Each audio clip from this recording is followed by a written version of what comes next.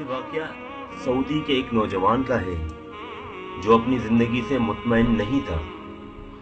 اس کی تنخواہ صرف 4000 ریال تھی۔ شادی شدہ ہونے کی وجہ سے اس کے اخراجات اس کی تنخواہ سے کہیں زیادہ تھے۔ مہینہ ختم ہونے سے پہلے ہی اس کی تنخواہ ختم ہو جاتی اور اسے قرض لینا پڑتا۔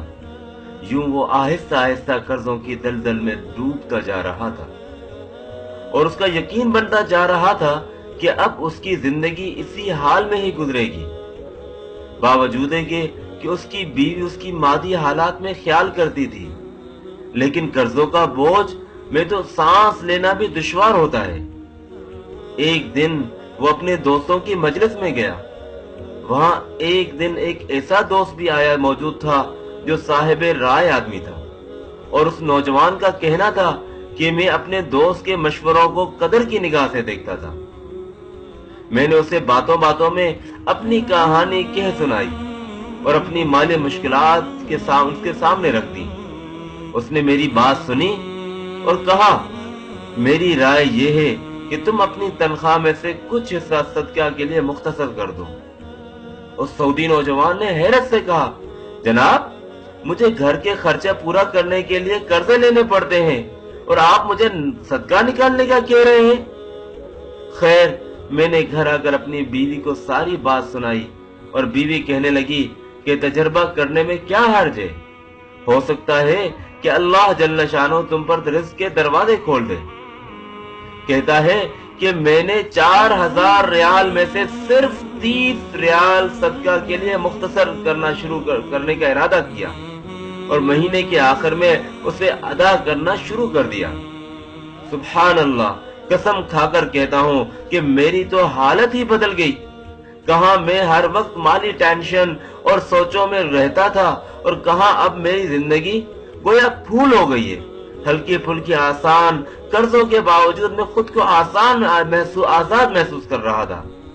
ایک ایسا ذہنی سکون تھا کہ کیا بتاؤں۔ پھر چند ماہ بعد میں اپنی زندگی کو سیٹ کرنا شروع کیا اور اپنی تنخواہ کو کچھ حصوں میں تقسیم کیا، اور یوں ایسی برکت ہوئی کہ پہلے کبھی نہیں ہوئی تھی۔ میں حساب لگاتا رہتا اور مجھے اندازہ ہو گیا کہ کتنی مدت میں کہ انشاءاللہ قرضوں کے بوجھ سے میری جان چھوٹ جائے گی۔ پھر اللہ جل شانہ نے ایک ایسا راستہ کھولا اور میں نے اپنے ایک عزیز کے ساتھ کہ جس کی پراپرٹی ڈیلنگ میں کام کرنا میں نے شروع کیا۔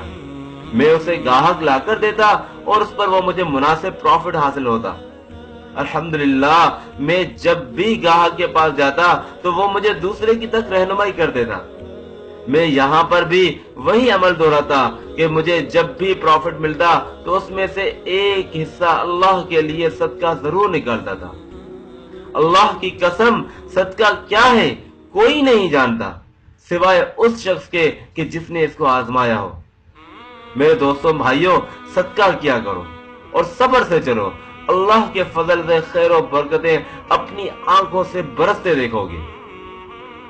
باقی میری آپ سے درخواست ہے کہ جب آپ کسی مسلمان کو تنخواہ میں سے صدقہ کے لیے رقم مختصر کرنے کا کہیں گے اور وہ اس پر عمل کرے گا تو آپ کو بھی اس میں اتنا ہی اجر ملے گا جتنا صدقہ کرنے والے کو ملے گا، اور صدقہ دینے والے کو اجر میں کمی نہیں ہوگی۔